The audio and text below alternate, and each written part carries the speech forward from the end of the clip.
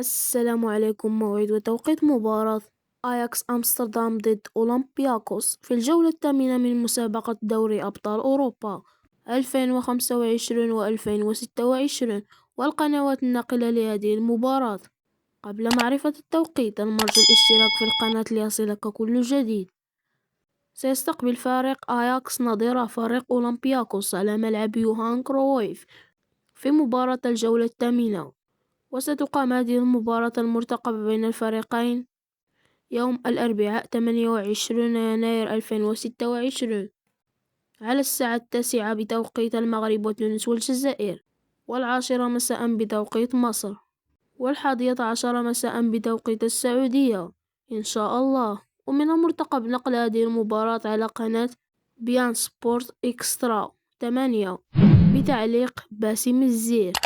ولا تنسى الضغط على زر الاشتراك ليصلك كل جديد.